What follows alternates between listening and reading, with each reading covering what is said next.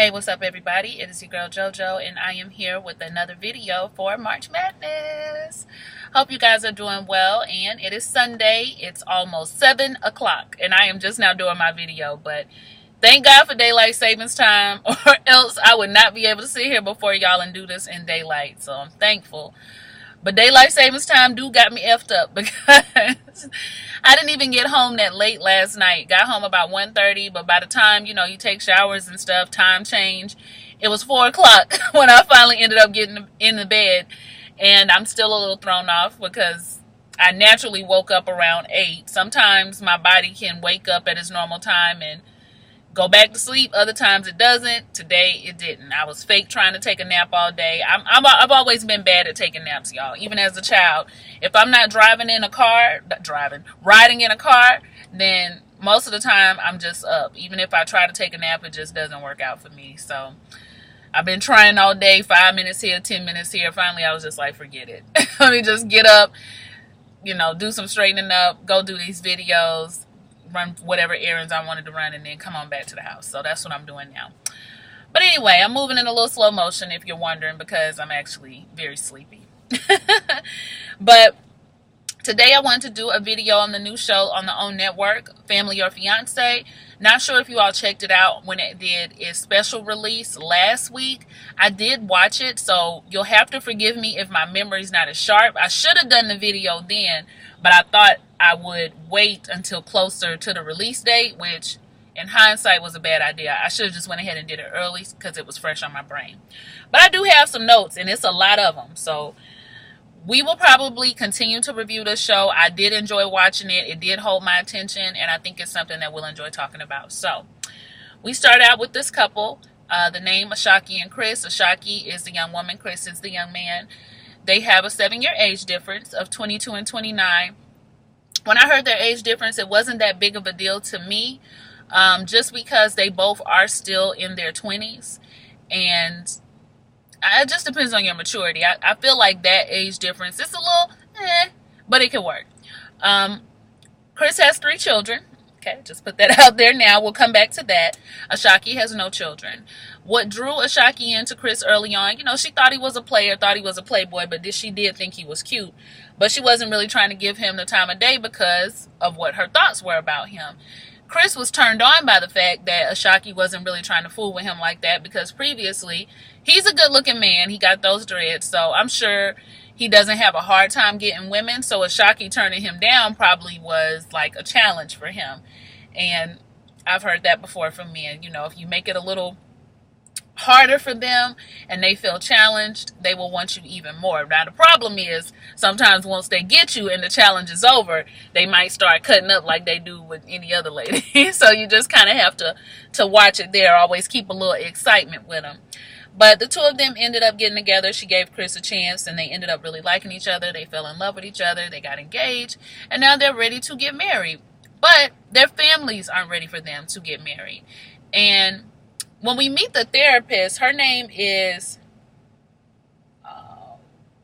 McMillan. I know the last name was McMillan because I thought that they had said Terry McMillan, like the author.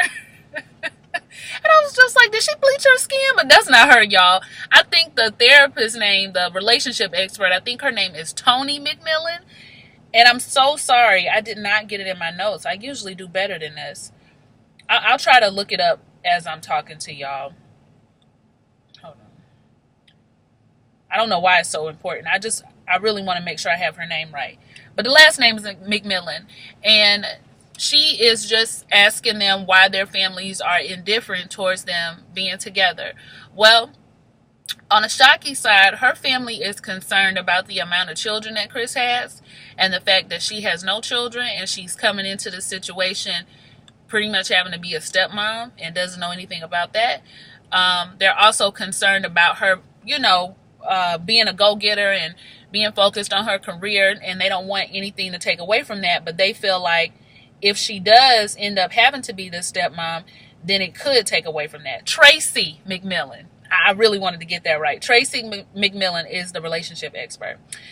And on Chris's side, nobody So he says. Nobody in his family really has a problem with it. Like, his mom is supportive about them being together. His cousin does feel some type of way, and his sister does feel some type of way. But other than that, for the most part, his family is more supportive than her family. Chris feels like if he can't get the green light from the family, then they're not going to get married, because that's very important to him. Ashaki, which I was surprised, because a lot of times it's the woman who feels more strongly about her family's opinion. Ashaki doesn't care either way. She said that they don't tell her what her decision is going to be, and that she is going to be with Chris whether they like it or not, because that's the man she wants to marry. So we have that. Okay, so then we move into meeting the family members. And y'all, there's a lot of people involved on this show. So I don't always get every single name. Like, I might get, this is the mama, this is the sister. It's just way too many people. So there's that. Like, I'm not going to be trying to remember every single name. But the families arrive. And what Tracy McMillan wants to do is she wants to set it up so that Ashaki's family is able to give her some quizzes and some questions that would prepare her for motherhood, to see if she is really ready to take on that responsibility the way that she says that she is. And then Chris's task is going to be for the families to allow him to ask 20 questions. Any 20 questions they want, and Chris will have to answer them. And Chris is game. Both of them are game for doing each activity. So when the families get there, they ask everybody to be honest. How do you feel about me and Chris getting married? Edwin, who is Ashaki's friend, I did remember his name. I wrote it down. Edwin is not really feeling it, because he feels Ashaki has stepped away from who she is as a woman, her business, her schooling, and her career moves. And I feel like you slacked off. You all need to take time to learn each other a little bit more. Her aunt, who is beautiful, I've always said that when I do go gray, I would rather all my hair to go gray than my hairline, or to have it in like those weird little splotches. Like, I wouldn't mind a streak, but I don't want like this part just to be gray, or, having to constantly dye the roots and stuff like that. So all of her hair is completely gray, and it's really, really pretty. Both her mom and her aunt are very beautiful. But the aunt says that she wants the best for Ashaki, and doesn't want Ashaki to be responsible for 3 more children at her age, which is 22.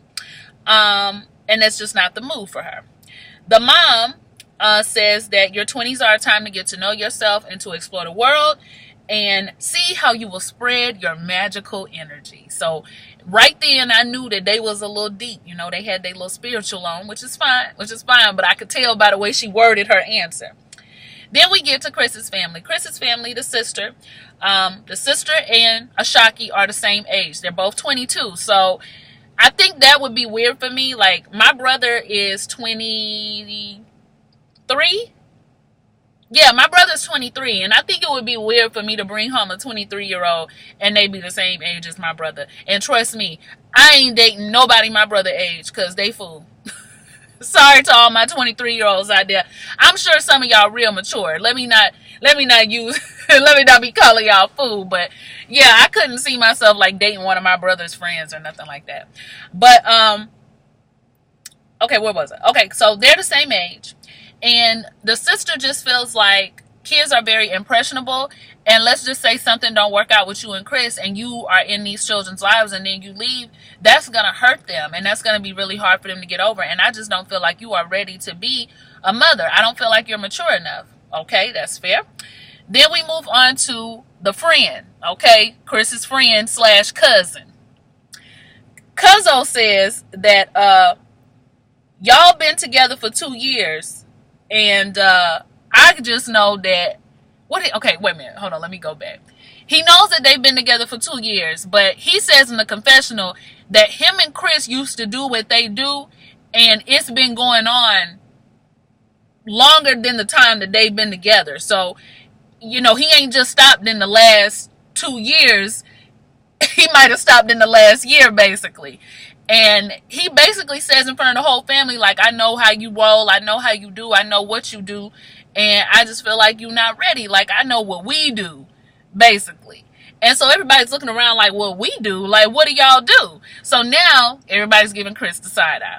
The mama doesn't really feel like they shouldn't get married. The mom is actually happy. She's seen changes in Chris since he met Ashaki, so she wants them to get married. But she might be the only person in the room other than them that are excited about them getting married.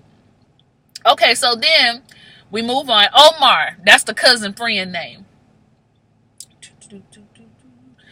Alrighty, let's see.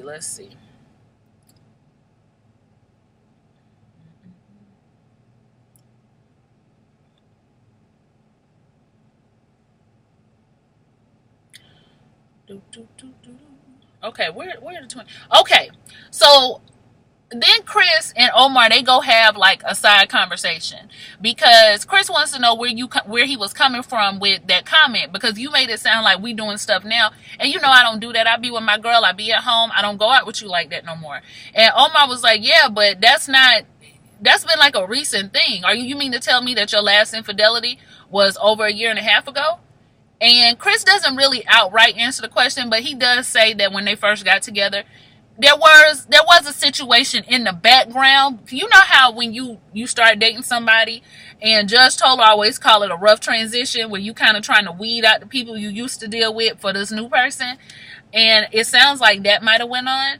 But the cousin got a little bit more information that he's not letting out right now, but I feel like with the right cameras around, he would have let it out. I felt like Omar really just wants Chris to be around to, go to the club and hang out and do the stuff they used to do. And if he has to sabotage the relationship for that to happen, then he doesn't mind doing so. What I also didn't like about Omar was when he said, I just feel like marriage is sacred, and that, if you're going to get married to somebody, then you got to stop all that. You got to cut all of that out. And he was saying it like he believes so strongly in the values of marriage, and that's why he said what he said. But I don't believe that. I don't believe that he feels so strongly about marriage that he feel like he got to put his boy out there. I feel like he, likes to hang out.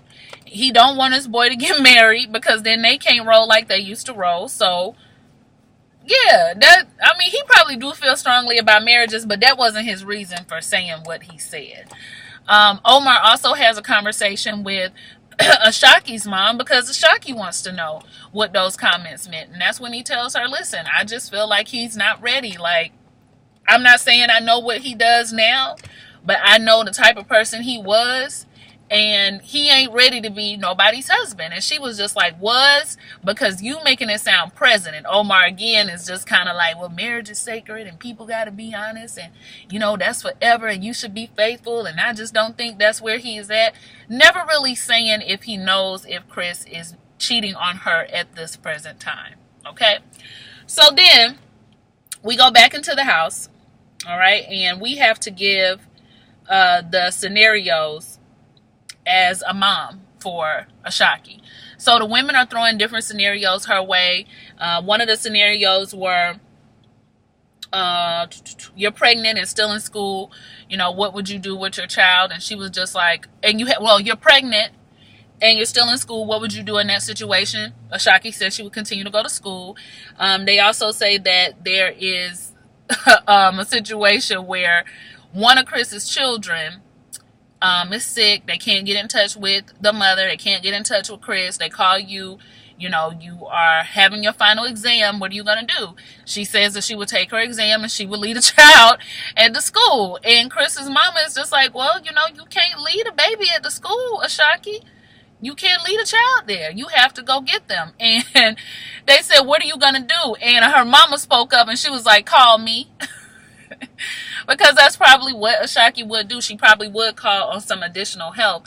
And I think it helped her to realize at that time that there is a lot of things that comes with motherhood, a lot of sacrifices that come with motherhood that you might not necessarily be prepared for. You feel prepared for, but you never really know, I feel like, until you get into it. Motherhood is a hard job. It's a difficult job. Parenting is a hard job. There's a lot of times where you have to drop everything and run to your child. There's a lot of things that you have to miss out on, and you have to be 100% prepared for that. I don't really know where Ashaki was with her schooling or what it was that she was trying to do, but I think their main thing was you can't lose focus on what you're trying to do and get completely wrapped up in this situation, or you'll be left with nothing if it doesn't work out. So then somebody asks, Chris's mom asks, this is a good question, what if there was some child support garnishments coming out of your household and they took some of that from your check? Ashaki didn't know that they could take another person's child support out of your check, but in most states they can if you all are married. So that was a big shock to her, and she was kind of looking like, she had that face like, I have a lot to think about. And she does have a lot to think about. You have to really think about the fact that you're about to be with a man that's 29 years old and he already has 3 children. And he's not divorced from what we learned. So that means he had these 3 children. We don't know if they're by the same mom. We don't know if they were in a relationship, or if, was it something that could have been a marriage? What did he see in you that he didn't see in her, but was able to have 3 children by her, if he did have them all by the same woman? And is he, responsible with his member if he already has these 3 kids? 3 kids is, I feel like you've been busy to have them by 29, and, there be, depending on what their ages are, and there be no marriage to anybody. You really do have to think about that. You will be having his 4th child as a 22-year-old woman. And that's something you have to take into consideration. Do y'all date people with kids? I know a lot of people don't date folks with kids if they don't have kids. I understand it. That's never been my thing. I'll date you if you have a child. I'll date you if you have 2 children. When we start getting in the realm of 3, it just depends. Like, were you divorced and it didn't, were you married and it didn't work out? Did their mother pass away? Are you a widow?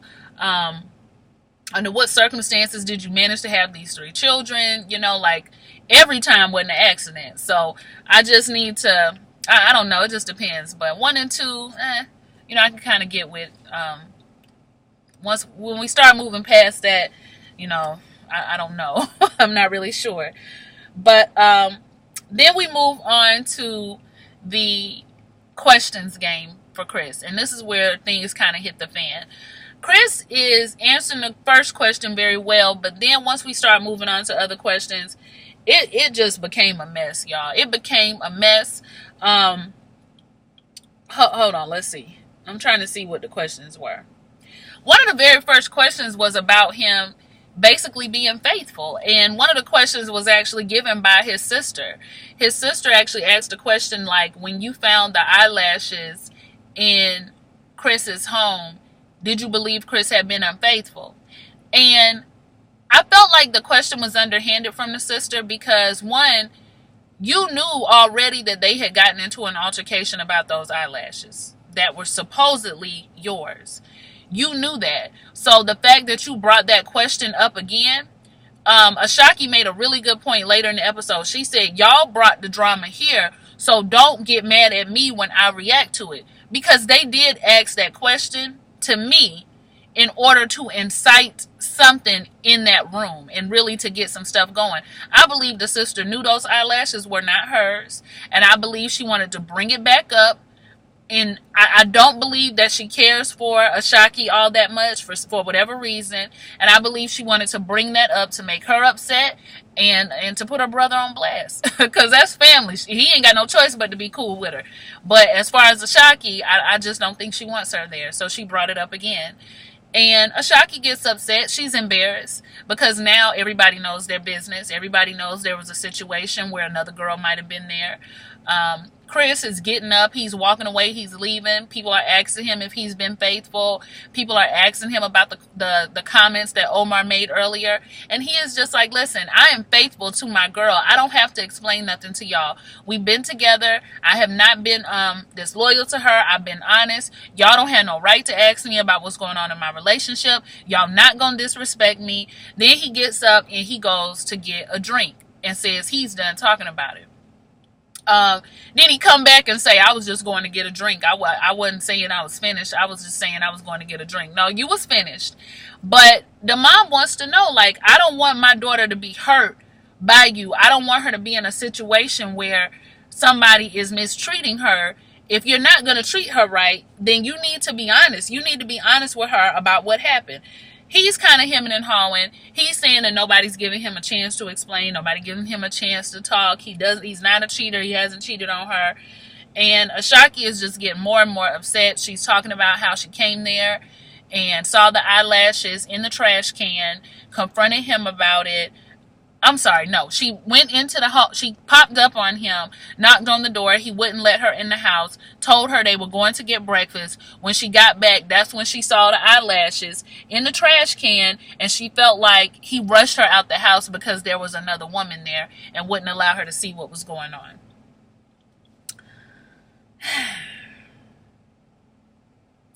I don't know, y'all. Sounded like some lies to me. When I heard her tell the story, and then when I heard Chris tell the story, it did sound like he was trying to prevent her from getting in that house. And y'all, I've been in situations back in the day, I was dealing with somebody back in college who really was running a harem of women. And I can remember a time where I was there and I could hear like, and I'm talking about I'm knocked out sleep. And I hear this beating on the door, and he acting like he don't hear it. And I was like, you gonna get your door? Then I hear tapping on the window. And he was like, hold on, don't look out the window. So he gets up, he goes to the door, and I kind of hear something. He comes back, and he was just like, what did he say? He said something along the lines of like asking me, did I want to go to my house? Like, can we go and go to my house? And I was just like, well, why we got to leave and go to my house? What's going on? And he's talking about, well, it's somebody outside, it's a situation. And I promise you, I'm not dealing with nobody but you. I cut all of that other stuff off, which is a lie. But he was trying to get me away from the situation so that I couldn't see or know what was really going on, because he knows the moment he would open that door, one or two things don't happen. First of all, I don't fight no woman about no dude. Ever. If some stuff going down where you feel like somebody done incited you enough to fight me, I don't even need to be around. But he knows if he would have opened that door, for me, it wouldn't have been about no rah-rah, I'm finna beat this hoe down for messing with you. It would have been like, well, what do you have to say that obviously I need to hear, because something is going on for you to be tapping on these windows and carrying on when you probably know somebody is in here, and he's lying. I'm sure, because he has a track record. So what's up? And he knew that I was going to do that. So he didn't want me to be there if he were to open that door and that girl were to come in there. Later on, I did find out who the girl was, and I talked to her anyway, so it didn't matter. But I was still living in my stupidity at the time. And that's where I feel like Ashaki is. Bless her heart. She's in love. She wants to be with this man, but he is lying to her. And that story sounded to me like, let's go on. No, don't go in that house, because if you go in that house, you're going to compare notes. You're going to know that I've been effing around. We going to the Waffle House. Okay, and I can't never turn down no country ham and eggs, so I probably would have gone too if I was Ashaki. But yeah, the story just sounded completely iffy, and I knew Chris was lying. The mama knew Chris was lying. The sister knew Chris was lying. The cousin knew Chris was lying. Tony McMillan knew Chris was lying. Everybody knew Chris was lying. So when they get back with the relationship expert the next night, and they reconvene, the relationship expert is hearing everything from Chris, and she was like, I want to hear from Ashaki. I don't want you to be her representative. Let her talk. And Ashaki just feels like the whole thing got blown out of proportion. She feels like she still doesn't really know the real story. And Chris also says that he feels like he wasn't able to really answer any of the questions because everybody was harping on him. And Ashaki says, well, you know what? It doesn't really matter what goes on in this situation. I do still want to marry him. They aren't in my relationship. And then Tony made a really good point. Miss McMillan made a really good point to her. And I'm trying to find it here in my notes.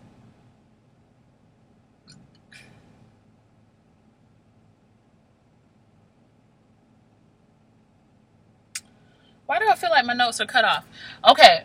There was a point in time where Ashaki says, like, I believe that it's going to take a lot of time and a lot of healing, but eventually I feel like we'll get past the point. And Tony McMillan says, well, not really just time, but it's also going to take, some changes and some desire to change.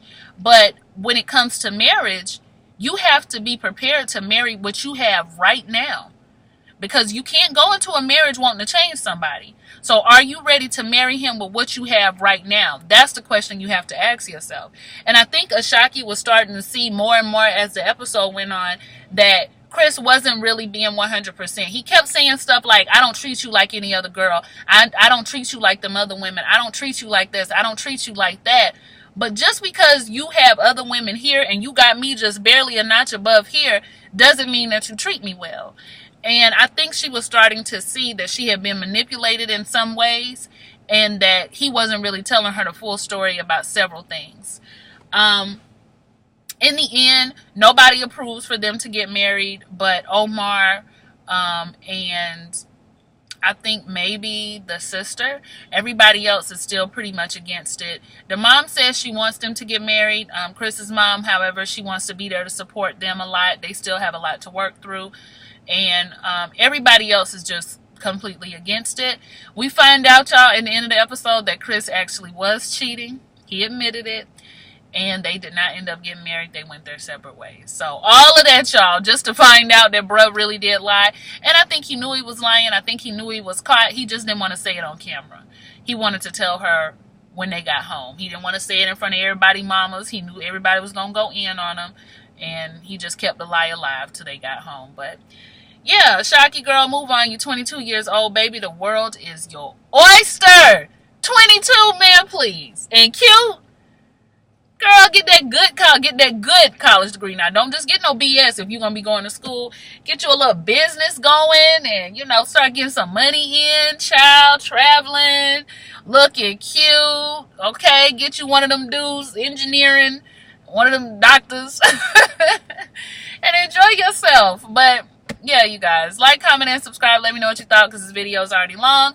And I'll see y'all for the next one. I promise you I'll be a little bit more together because it'll be fresh on my brain, all right?